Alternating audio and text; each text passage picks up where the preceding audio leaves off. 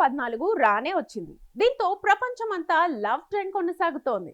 యువతి యువకుల మనసుల్లో కొత్త ఉత్సాహం వెల్లివిరుస్తోంది. ఒకరికి ఒకరు ప్రత్యేకంగా అనిపించేలా సర్ప్రైజులు ప్లాన్ చేసుకున్నారు. డేటింగ్, సినిమా ఔటింగ్, డిన్నర్, పార్టీలు, గిఫ్టులు ప్రతి క్షణం గుర్తుండిపోయేలా చేసుకోవాలని ప్రయత్నిస్తున్నారు. కానీ ఇదే సమయంలో కొన్ని విషయాల్లో జాగ్రత్తగా ఉండాలని పోలీసులు, సైబర్ నిపుణులు హెచ్చరిస్తున్నారు. ఆ వివరాలేంటో ఇక్కడ తెలుసుకుందాం.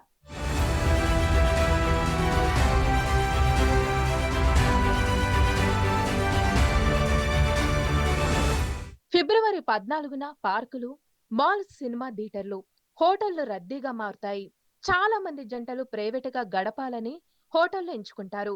కొందరు అవుట్డోర్ ప్లాన్స్ చేస్తారు. అయితే ఈ రద్దీ ఆతృత మధ్య చిన్న నిర్లక్ష్యం కూడా పెద్ద సమస్యలకు దారితీసే అవకాశం ఉంది. ఇటీవలే కాలంలో హిడెన్ కెమెరాల ఘటనలు, మోరల్ పోలీసింగ్ పేరుతో ఇబ్బందులు పెట్టే సంఘటనలు, సోషల్ మీడియాలో ఫోటోలు వైరల్ చేయడం వంటి సమస్యలు పెరిగాయి. అందుకే సెలబ్రేషన్ కంటే సేఫ్టీ ముఖ్యమని నిపుణులు హెచ్చరిస్తున్నారు.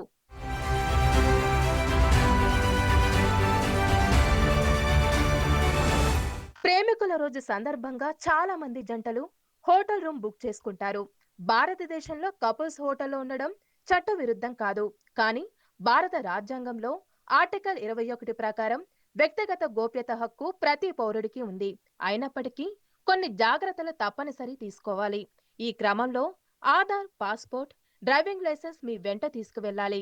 ఆన్లైన్లో ముందుగానే బుక్ చేసుకోవాలి. బుకింగ్ రసీదు సేవ్ చేసుకోవాలి. హోటల్ రివ్యూస్ తప్పనిసరిగా చదవాలి. ముఖ్యంగా మహిళలు ఇచ్చిన రేటింగ్ పరిశీలించాలి. రిసెప్షన్, సీసీటీవీ, సేఫ్ లొకేషన్ ఉన్న హోటల్ను మాత్రమే ఎంచుకోవడం మంచిది. అంతేకాదు, హోటల్ రూమ్లో అద్దాలు, బాత్రూమ్స్, స్మోక్ డిటెక్టర్స్, టీవీ దగ్గర అనుమానాస్పద పరికరాలు ఉన్నాయో లేదో చూడాలి. Door lock, dead bolt, security chain సరిగ్గా పనిచేస్తున్నా లేవో చెక్ చేయాలి. ఏదైనా అనుమానం వస్తే వెంటనే రూమ్ మార్చమని అడగాలి. ఐడి లేకుండా హోటల్లోకి వెళ్లడం సమస్యలకు దారితీస్తుంది. అలాగే గంటల వారీగా రూమ్ ఇచ్చే అనుమానాస్పద హోటళ్లను పూర్తిగా నివారించాలి. పార్కులు, సరస్సులు, బీచ్లు ప్రేమికుల రోజు ఎక్కువగా సందర్శించే ప్రదేశాలుగా ఉంటాయి.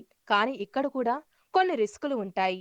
ఉదాహరణకు హైదరాబాదులోని హుస్సేన్ సాగర్, నెక్లెస్ రోడ్డు లాంటి ప్రదేశాలు రద్దీగా ఉంటాయి. పగలు ఒంటరిగా వెళ్లడం మంచిది కాదు. కొన్నిసార్లు ఇబ్బందులకు దారితీస్తుంది. ఉదాహరణకు బజరంగ దళ వంటి సంస్థలు జంటలను అడ్డుకునే ఘటనలు గతంలో చోటు చేసుకున్నాయి. అందుకే వివాదాలకు దూరంగా ఉండడం మంచిది. అనుమానాస్పదంగా ఎవరైనా ఫోటోలు తీస్తున్నట్లు అనిపిస్తే వెంటనే అక్కడ ఉన్న భద్రతా సిబ్బందికి సమాచారం ఇవ్వాలి.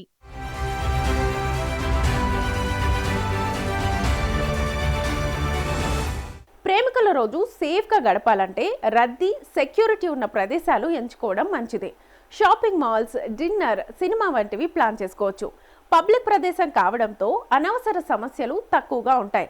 మంచి కేఫ్ లేదా ఫ్యామిలీ రెస్టారెంట్ ఎంచుకుంటే మరింత సురక్షితంగా ఉంటుంది.